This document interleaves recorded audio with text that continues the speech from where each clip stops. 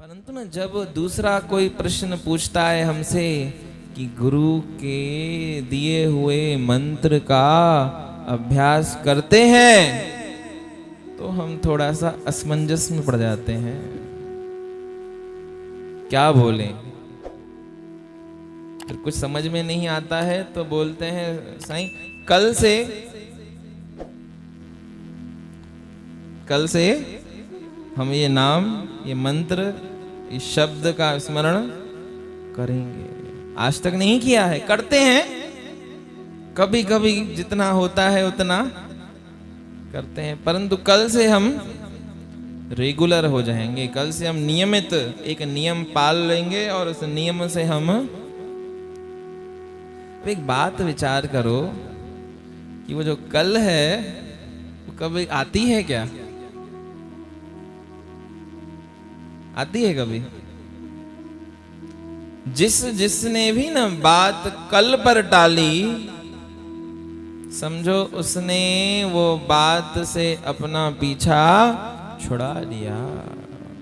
वो काम कभी होगा नहीं, कभी नहीं होगा। प्रेम से बोलो श्री राम। सतनाम साखी।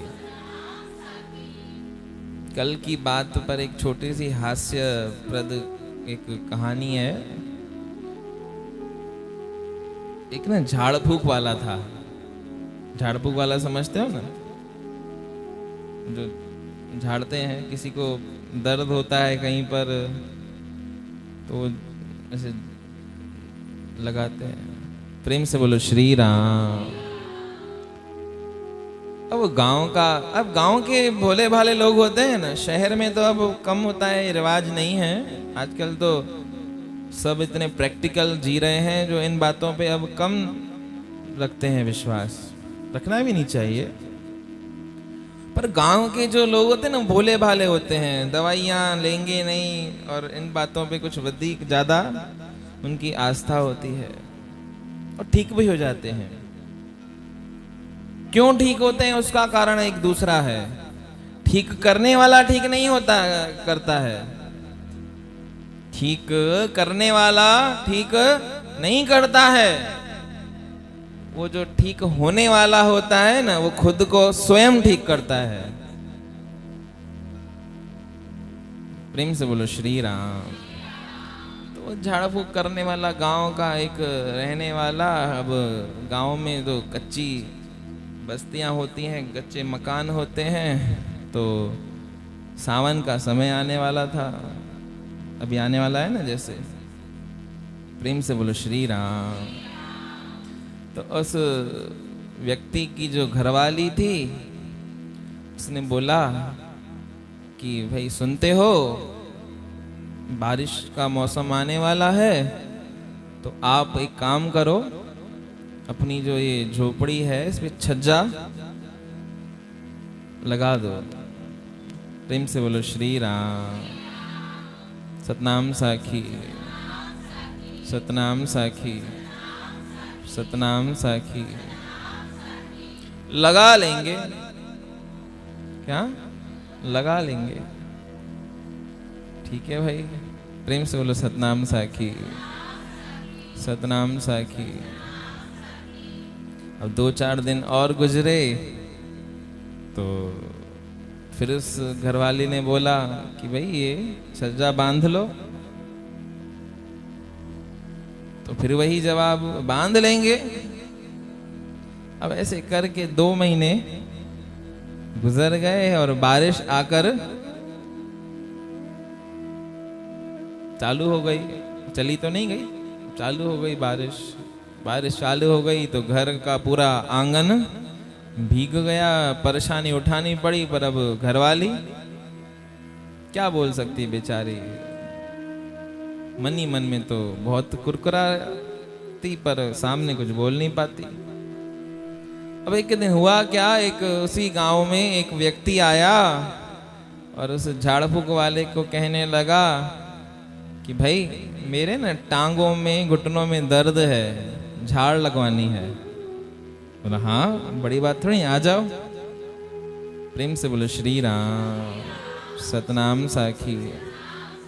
सतनाम साखी। सतनाम साखी।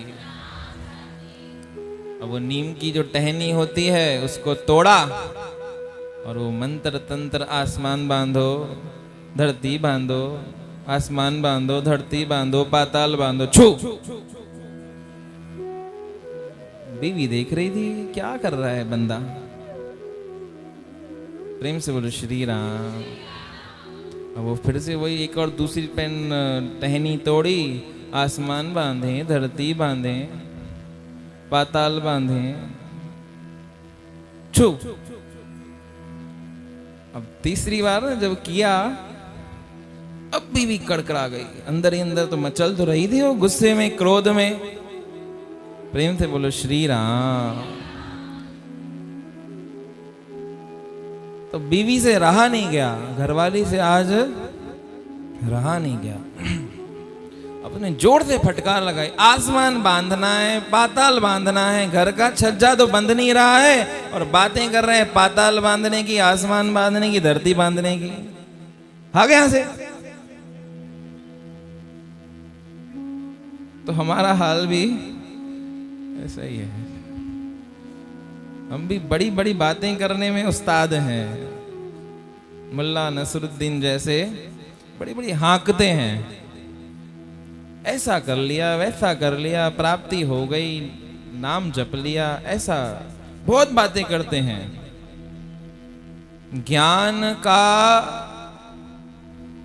इतना गुरूर हम में है, उतना गुरूर तो ज्ञानियों में भी नहीं होता है जितना गुरूर हमको है।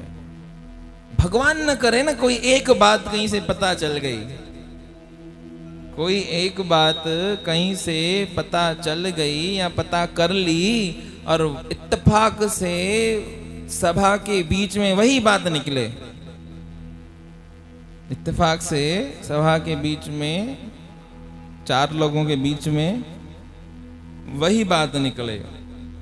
अब उसके बीच में अब हमारी शक्ल देखने लायक होती है, इतना फुदक फुदक के वो चकते हैं, अरे मैं बताऊंगा मैं बताऊंगा मैं बताऊंगा, पता कुछ है नहीं।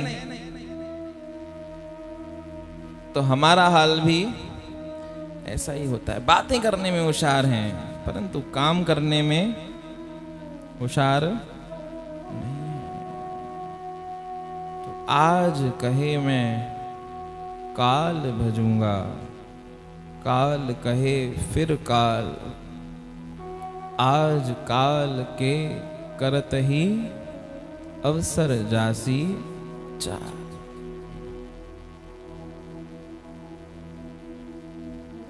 रोज मन में प्रयास आता है, रोज मन में एक बात आती है, कल जप लेंगे। जो काम हमको परसों करना होता है वो हमको कल पे टालना चाहिए। कल वाला काम आज पे और आज वाला काम अभी, इसी वक्त अगर कर लिया तो हो गया, नहीं किया तो नहीं होगा। उल्टा काम है हमारा। जो शुभ काम है उसको हम कल पे टालेंगे। प्रेम से बोलो श्री राम। पर महापुरुष बोलते हैं शुभस्य शीघ्रम, शुभस्य शीघ्रम। जितनी भी शुभ बातें हैं वो जल्द से जल्द कर लो। अब हमारा थोड़ा उल्टा काम है। जब ना क्रोध से भरते हैं, जब क्रोध आता है हमको बहुत, तब हम मन में इतना भर जाते हैं, कोई रोकता है ना तो उसको बोलते अभी मत रोक, नहीं तो ये क्रोध ठंडा पड़ जाएगा। अभी मेरे को जो करना है करके आने दे। किसी को मारना होगा ना, अभी मत रोक, अभी क्रोध ही आया हुआ है, अभी गर्म है हिसाब किताब, तो मारने दे। क्रोध ठंडा पड़ जाएगा तो फिर मैं मार नहीं पाऊंगा।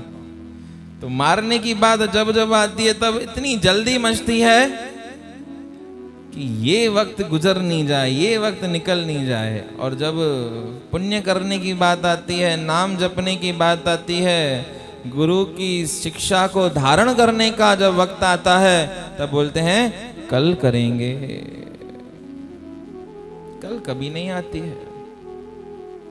रावण ने भी तो यही एक गलती करी ना कि काल को बांध तो लिया था ना, काल को बांध तो लिया था, मारने के लिए बस विचार कर रहा था कि कल मारूंगा, कल मारूंगा।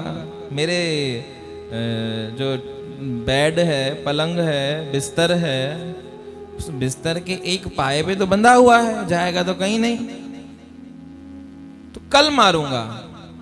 रोज सुबह को उठता, मन में एक भावना आती, काल को देखता, परंतु मारता नहीं। क्यों? जो बात कल पे रखते हैं वो फिर कल पे ही रख जाते हैं। फिर वो कल कल कल कल करते, काल तो मरा नहीं, परंतु रावण अवश्य मर गया। ऐसा ही संकल्प युधिष्ठिर जी ने अपने मन में रखा था। कौन सा संकल्प था? प्रेम से बोलो श्री राम। कि स्वर्ग की सीढ़ी बनाएंगे। प्रेम से बोलो सतनाम साखी, सतनाम साखी, सतनाम साखी। एक बार युधिष्ठिर जी के दरबार में एक मंगता मांगने आया, तो युधिष्ठिर जी ने क्या किया? बोला कल आना। क्या बोला? कल आना। अब वो ठीक है भाई, अब राजा सम्राट, सम्राट से कौन बुलवा सकता है? कोई कुछ नहीं, जैसा बोलो ठीक है। लिखा भी गया है, राजा अग्नि साधु जल, इनकी उल्टी रीत, परशुराम डरते रहो, थोड़ी पाले प्रीत। इनके थोड़े दिमाग अपने हिसाब के होते हैं। राजा का सम्राट है, बैठा बैठे आपको मंत्री से चढ़ाकर वजीर बना दे, वजीर से चढ़ाकर उसका मन पड़े तो अपने सिंहासन पे आपको स्थान दे दे, और आपसे रुष्ट हो गया तो पूछेगा भी नहीं और बोल देगा इसको फांसी पे चढ़ा दो। राजाओं के अपने दिमाग होते हैं। राजा अग्नि, अग्नि का भी ऐसा ही स्वभाव है। साधु जोगी योगी, संतों की भी उल्टी रीत है। प्रेम से बोलो श्री राम।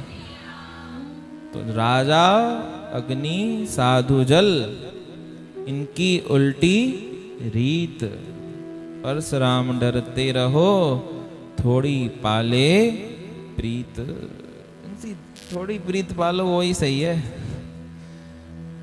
कभी तपस्वी का तप भंग करने जाओ, श्राप देने के बिना मानेगा नहीं, तो दूर से ही प्रणाम करो। तपस्वी का तप उसको मुबारक हो, और आप दूर से प्रणाम करके आनंद उठाओ। प्रेम से बोलो श्री राम। तो युधिष्ठिर जी ने बोला कि कल आना। अब वो मंगता राज दरबार से जब बाहर जा रहा था, तो रास्ते में उसको भीमसेन मिल गए, और भीमसेन ने पूछा भाई क्या हुआ? युधिष्ठिर जी का दरबार, पांडवों का दरबार, और तो खाली जा रहा है। बोला सम्राट ने बोला है कल आना, अभी कुछ काम में व्यस्त हैं, कल आना। मैं कल आता हूं। बोला नहीं नहीं, ऐसे कैसे कल आएगा? अब युधिष्ठिर जी उस समय कुछ ऐसा काम कर रहे थे, गंभीर कोई काम होगा, और क्या देखते हैं कि राज दरबार में जोर जोर से नगाड़ों की आवाज आ रही है। क्या की आवाज आ रही है? नगाड़े बज रहे हैं, ढोल बज रहे हैं, ढम ढम ढम। डिस्टर्ब होने लगा।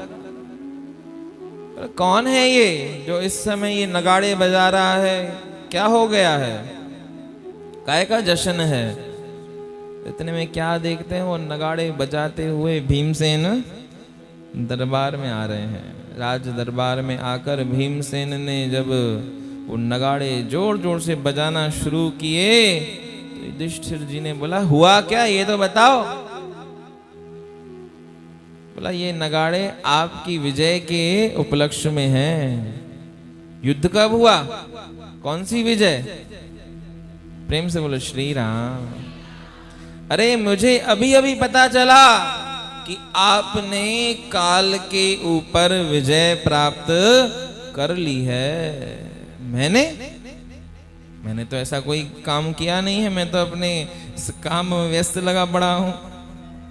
प्रेम से बोलो श्री राम। अरे अभी अभी तो आपने बोला उस मंगते को कि कल आना, कल मैं आपको दान दूंगा। इसका मतलब आपको ये बात पक्की है ना कि कल आप जीवित होंगे। एक दिन का भी वो विजय आपको हासिल हो गई ना कि काल आपको एक दिन में नहीं मारेगा। आंखें खुल गई युधिष्ठिर की। उसी समय उस मंगते को बुलवाया और यथा योग्य जो उसकी मांग थी उसकी मांग को पूरा किया। ये होता है कल पर टालना। महापुरुष ऐसा नहीं करते। प्रेम से बोलो श्री राम। सदगुरु स्वामी टेऊराम जी महाराज वो ना अगर विचार करते कि कल करेंगे तो फिर वो कल होती ही नहीं। उन्होंने आज अभी सी वक्त परमात्मा के नाम में लग गए और जैसे ही लगे तो हुआ क्या कि स्वयं परमात्मा का नाम जप जप कर स्वयं परमात्मा बन गए। गुरु की वाणी बोलती है कि संत राम में भेद नहीं, संत राम स्वरूप, कहते रट राम को भय राम के रूप। तो कहते रट राम को भय राम के रूप। तो ऐसा रटन करते हैं अपनी जिह्वा में, अपने अंतः मन में, जो वो निष्दिन उसके जाप से अपने आप को भर देते हैं, अपने हिये को भर देते हैं। तो जब भर दिया तो फिर क्या हुआ कि जो चीज से जिसको भरेंगे वो चीज वैसी ही हो जाती है। प्रेम से बोलो श्री राम।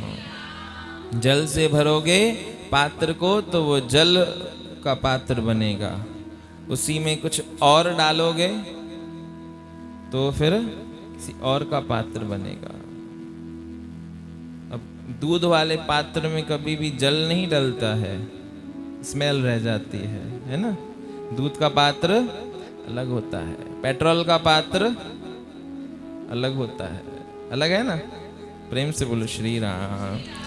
तो संसार को अंदर में डालोगे तो संसार अंदर में प्रवेश कर करके हमको भी संसार जैसा बना देगा। परमात्मा को अंदर में डालोगे तो परमात्मा का पात्र हमारा हृदय बन जाएगा। तो महापुरुषों ने क्या किया, अपने अंतः को, अपने उस अविनाशी स्वरूप को जान लिया और अंतः में वो परमात्मा का नाम रमा लिया। रमा के हुआ क्या कि वो स्वयं वो परमात्मा का अवतार बन गए। तो जब वो स्वयं परमात्मा का अवतार बने तो फिर उनसे जुड़ी हुई हर क्रिया, उनसे जुड़ा हुआ हर स्थान, उनसे जुड़ा हुआ हर व्यक्ति वो भी परमात्मा में बन गया। तो वो स्वयं परमात्मा, तो स्वयं परमात्मा के जो स्थान होते हैं वो भी फिर परमात्मामय होते हैं। इसलिए लिखा गया कि सारी दुनिया खां सुहिणी दरबार आहे तुहिंजी। क्यों लिखा गया? क्योंकि स्वयं परमात्मा ने ये सारा संसार बनाया है। तो सारा संसार बनाने वाला परमात्मा, तो जिसने संसार इतना अच्छा बनाया है तो उसने अपना घर कितना अच्छा बनाया होगा। कि लॉजिक है ना कि आप एक भजन भी गाते हो ना, जिसकी रचना इतनी सुंदर वो कितना सुंदर होगा। तो जिसने इतना सुंदर इस संसार को रचा है तो वो जब अपने घर को रचेगा, अपने घर को बनाएगा, तो अपने घर को तो कुछ एक्स्ट्रा ही बनाएगा ना। प्रेम से बोलो श्री राम। तो इसलिए इन स्थानों की महिमा है। क्यों? क्योंकि ये जो है ना, इसकी तुलना वैकुंठ से की गई है। गुरु का मंदिर जो है उसका बोलते हैं कि वैकुंठ के समान इसकी उपमा है। जैसे वैकुंठ में नारायण विराजते हैं, वैसे ही गुरु मंदिर में सदगुरु स्वयं विराजते हैं।